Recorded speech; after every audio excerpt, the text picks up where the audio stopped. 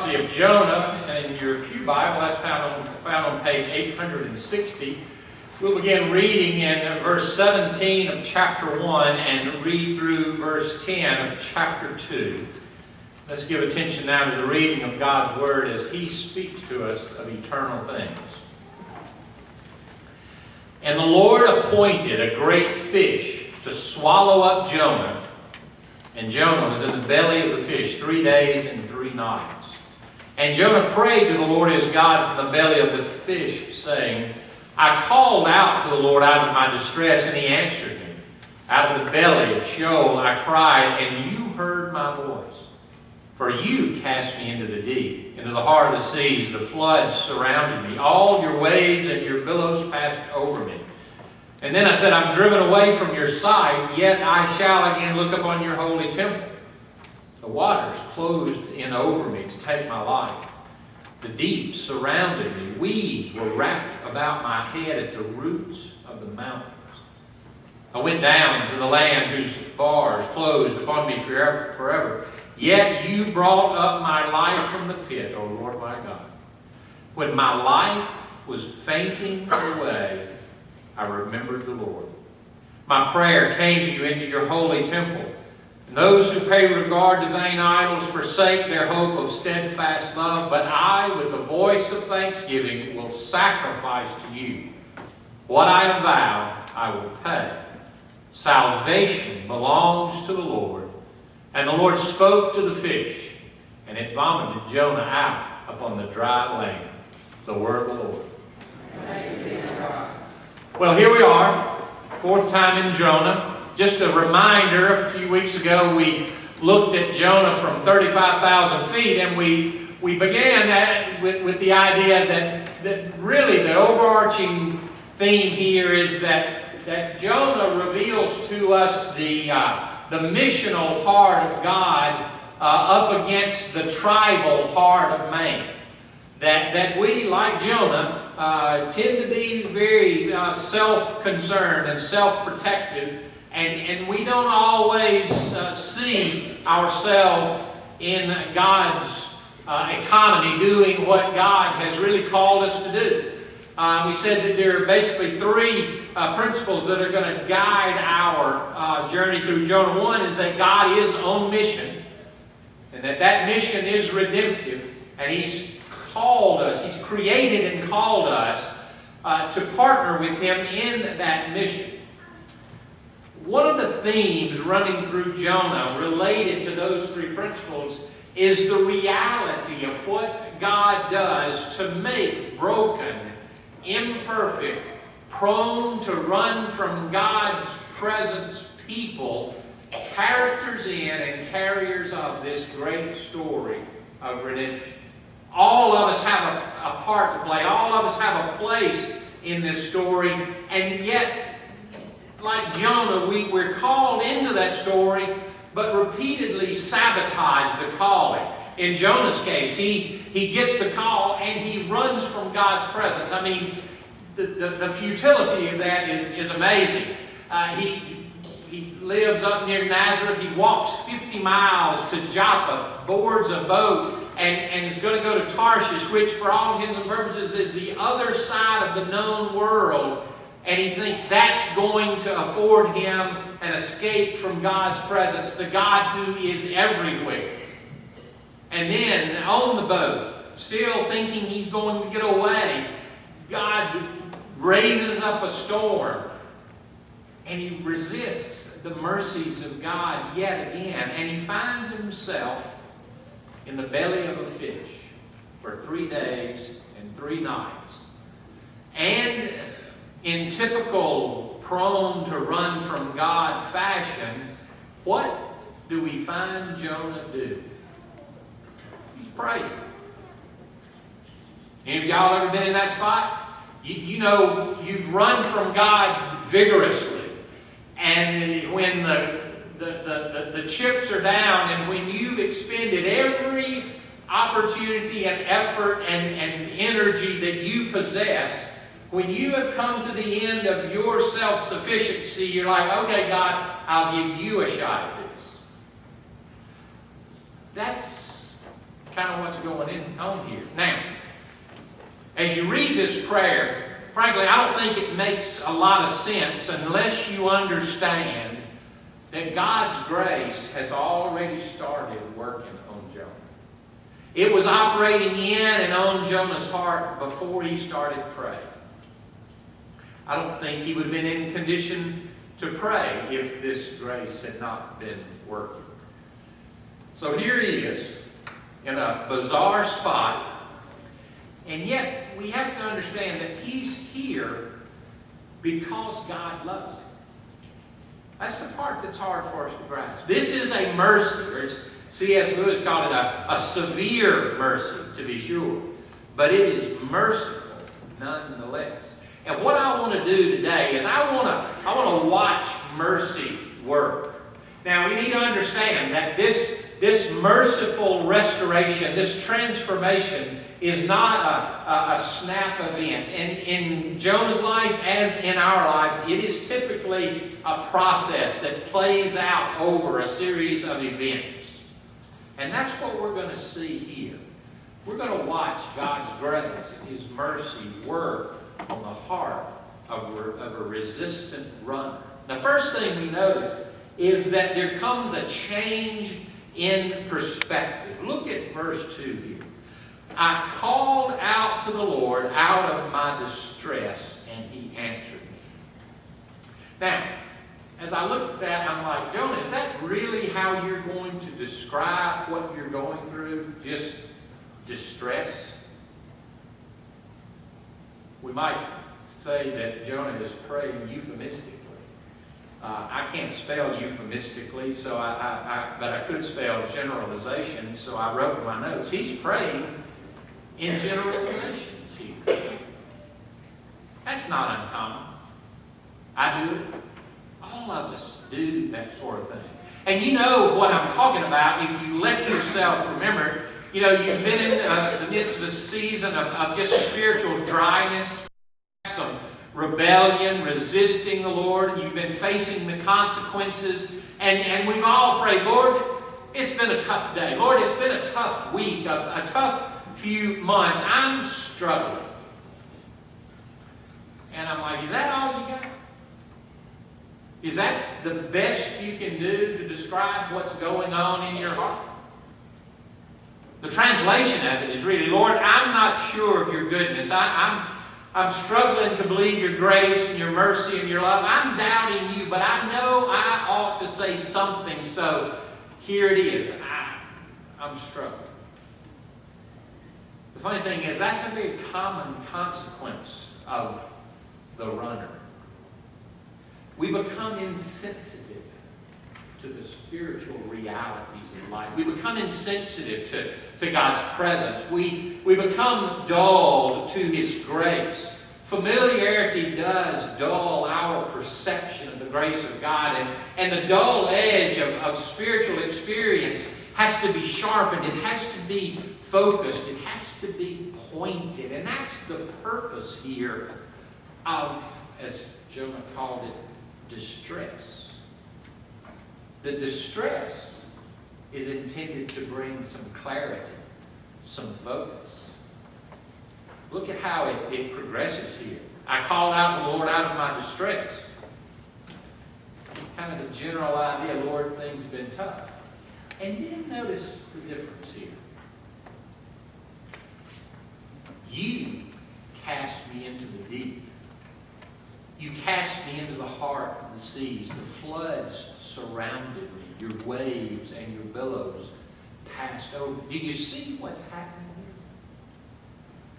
Jonah begins to see that the distress comes from the hand of God. You have put me here, Lord. You have put me in this pit. You have ordained this predicament. Jonah begins to grasp the gravity of his actions. He begins to sense the reality that he can't escape the presence of God. Now, like any of us are prone to do, he could have chalked it up to a string of bad luck. You know, it's hurricane season and I decided to go on a cruise. I've been there. I've done that. Won't ever get on a cruise ship ever again.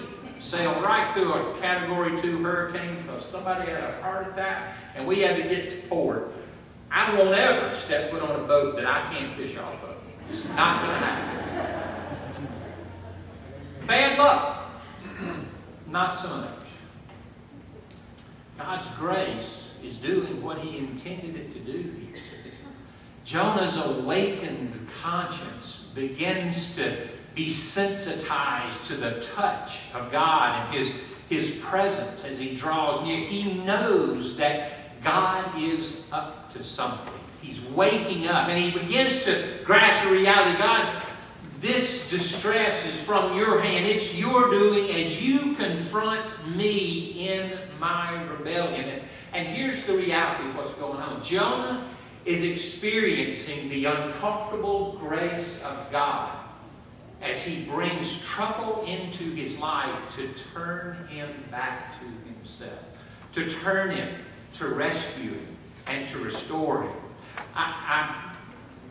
Sinclair Ferguson, one of my favorite writers, is talking about the sovereignty of God and these sorts of situations. He says, few principles are more important in the Christian life than the recognition of the sovereign God and His gracious determination to draw us to Himself, whatever the cost may be.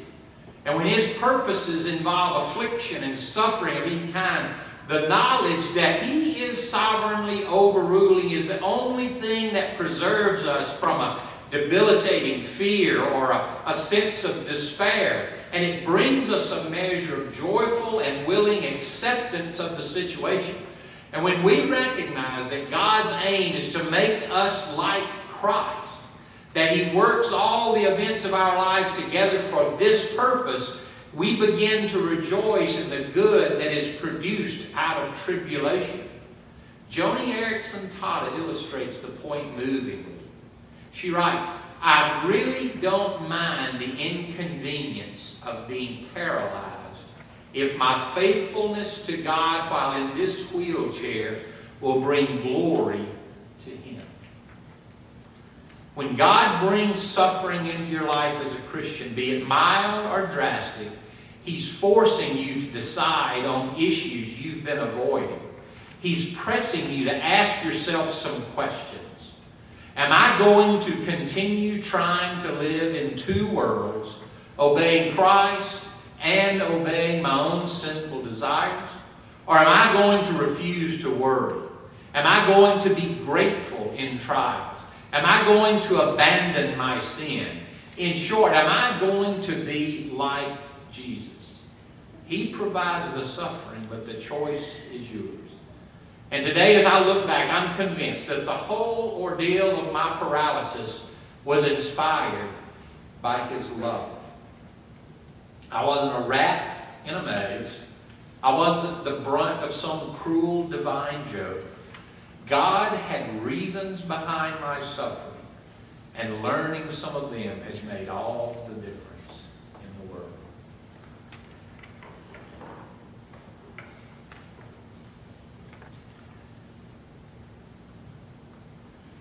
That's a change in perspective. That's beginning to recognize that God is at work doing things beyond anything I can imagine. But as that perspective changes, it results in a heart change. You know, as I thought about it, Jonah's rebellion has bordered on madness. I mean, the very idea that he would try to escape God's presence, that's just the height of foolish. But things are coming into focus for him. And one of the things that happens is that the awakened conscience begins to desire restoration to the presence of God.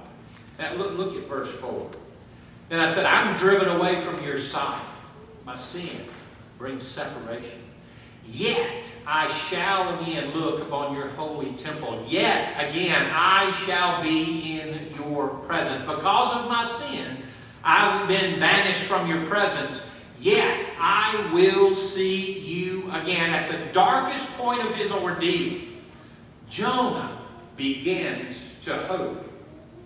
I've been banished, but I'm going to look again upon your presence. Think about it. Previously, Jonah was running to the other side of the known world to avoid God's presence. And now he is desiring to be in God's presence. Jonah is deeply aware now of the depths to which he's descending. And in verse 5, we get a vivid picture of this distress. The waters closed in over me to take my life. The deep surrounded me. Weeds were wrapped about my head at the very roots of the mountains. I mean, it's a vivid description of the despair. I despaired of life itself. This is the end, he said. It reminds me of something Paul wrote over in 2 Corinthians chapter 1, in verses 8 through 11. He writes, "We don't want you to be ignorant, brothers, of the affliction we experienced in Asia. We were so utterly burdened beyond our strength that we despaired of life itself. Indeed, we felt that we had received the sentence of death. But that was to make us rely not on ourselves, but on God who raises the dead. And he delivered us from such a deadly peril, and he will deliver us. And on him we've set our hope that he will deliver us again. You must help us by prayer that many will give thanks on our behalf for the blessing granted us through the prayers of many." Do you see what's going on? I mean, how often do we find ourselves in places where we struggle to see a way out? How often have we been at the proverbial end of our road? Have you ever sat at your desk and cried out, "God, I don't know if any of this is true. You're going to have to reveal yourself to me again"? Have you been brought to a place so far out of touch with God that you don't see any hope? When that happens, we begin to resign ourselves to just this craven misery. We resign ourselves to being estranged from God. And we become the poster children from a Simon and Garfunkel film. "Hello, darkness, my old friend. I've come to talk with you again." And that is just the theme of life. Yet, Jonah says, "You brought up my life from the pit. I went down, but you raised me up." It's a touching moment here as you begin to see the process of God's grace working through Jonah. He begins to get a change of perspective, and he doesn't see himself as being put upon or being unduly burdened. He begins to see that God is doing this for a purpose, and then he begins to see that God's doing this to restore him, and his heart begins to change. And then he says, when everything seemed lost, when my life was at its bleakest, when I despaired of life itself, I remembered the Lord. When my life was fainting away, I remembered the Lord. I remembered His grace. I remembered His mercy. I remembered His love. And that's what grace does in the heart of a sinner. It makes you see again. It makes you love again. It makes you desire again. It makes you hope again. It makes you alive again. And this fresh rediscovery of God's grace allows you to see the horror of your sin and not be completely undone by it. You begin to see that your sin is a sin against God. And that His grace is the great remedy for your sin. And Jonah begins to confess. And on one hand, it feels confession. On one hand, it seems like recollection. I think it's probably some of both. Those who pay regard to vain idols forsake their hope of steadfast love. He's making a declaration here. And it's probably likely that fresh on his mind is that moment on the boat as the anger of grace was unleashed and the storm was raging and the sailors are panicking and they're crying out to a pantheon of lifeless deities and they're hearing nothing. Nothing is changing. They don't hear anything from their gods. And for Jonah, it's a vivid reminder. It's for us a vivid reminder that all the things we think are going to support us, all the things we think we can trust, all the things that we think can satisfy us and soothe our souls have nothing to offer us. They have eyes but see nothing. They have ears and hear nothing. They have mouths and they say nothing. Jonah has been brought to the end of himself, and that's exactly where God wants him. Because that's the only place any of us are useful. When you've been stripped of everything that can get in the way of God's grace working through you, then you become useful. I've said it to young ministers for years that you will never be fit to preach until you have suffered 1,000 broken hearts. Then you can become acquainted with the grace of God operating in your life. You need pain to break the stranglehold of idolatry that operates in your life. And Jonah's broken. But that's God's intention here. When you're at the place where God is all you have, then you can understand that He is all you'll ever need. That's the beauty of what God's doing in Jonah's life.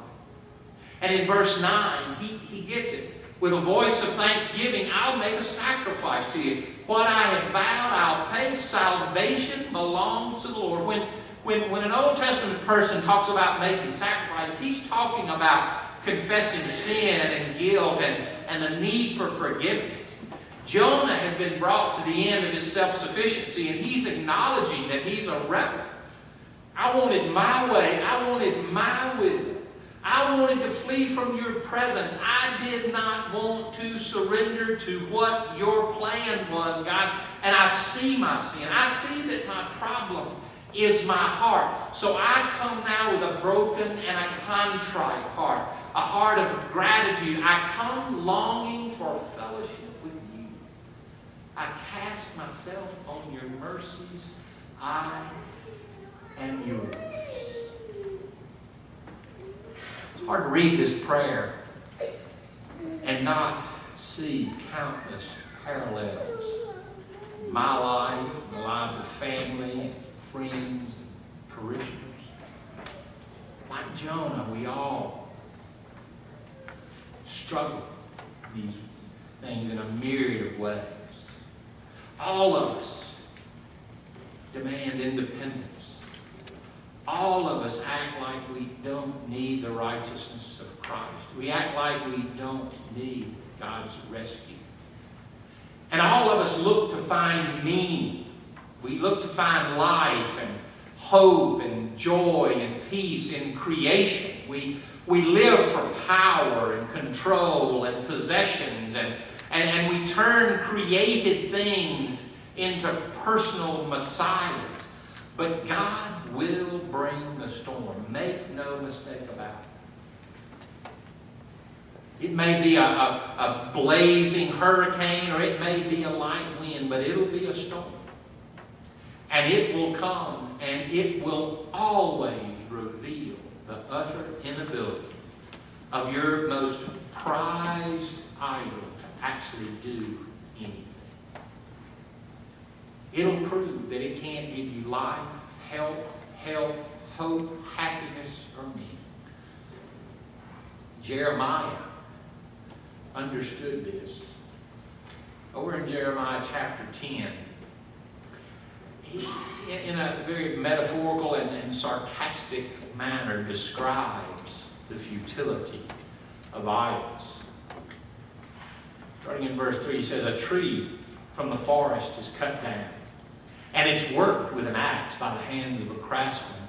And they decorate it with silver and gold and fasten it with hammer and nails so it can't move. And their idols are like scarecrows in a cucumber field. They can't speak. They have to be carried. They can't walk.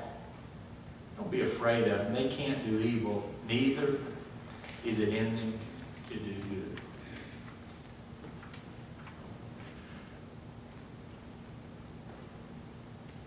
And Danny says, Lord, there's none like you, though. You're great. Your name is great. Who would not fear you, O King of the nations? There is none like you. So, let me ask you a question. How many scarecrows and cucumber patches do you own? Your business, your family, your reputation, your job occupy a place of prominence in your life that it was never intended to occupy. Money or that nice house you have, your hobbies, your leisure, those things.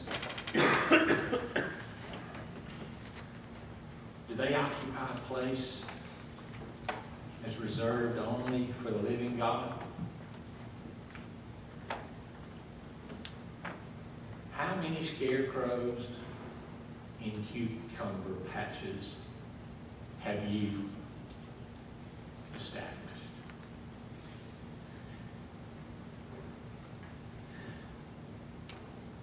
We're coming to the Lord's table here in a minute. It's interesting as we approach the table. Matthew chapter 12, it says, as Jonah was 3 days and 3 nights in the belly of a fish, so will the Son of Man be 3 days and 3 nights in the heart of the earth.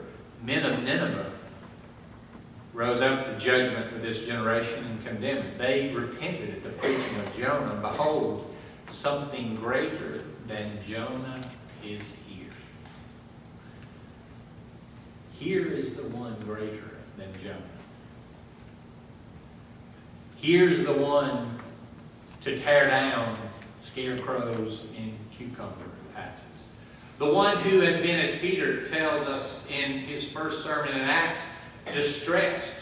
Distressed in the eternal plan of God, not because of his sin, but because of my sin, because of your sin, because of our sin. And his distress is our hope. It is our salvation. In the moment of suffering, as he was distressed, as the water, as it were, closed in around him, as he suffered there at the root of the mountains, as the deeps closed over him, as the presence of God was withdrawn from him, as he cried out, my God, why are you forsaking me? He didn't run. But he cried out, into your hands I commend my spirit. And he died. And he rose. And we hope. I want you to stop and ask yourself, does this one occupy the place of prominence in my heart? Have I looked and said, you know what, I'm not going to try to live in two worlds. I'm not going to try to obey Jesus and have it my way. That doesn't work. You will fail. You will suffer. You will die miserable, wretched, broken, perhaps lost. But he looks at us and he says, come to me, all who are weary and heavy laden. I'll give you rest. I'll give you rest that no scarecrow in a cucumber patch could ever offer you. Lay aside the vanity and the futility and embrace life as you've never imagined it before. That's what this table is about. This isn't some just thing added on at the end of worship on the first Sunday of the month. This is opportunity. This is invitation. This is life. This is grace manifested. A body that is given for you. Blood that is shed for the forgiveness of sin. Your sin that washes it away, removes it as far as east is from west, to be remembered no more. And it's Jesus looking and saying, come.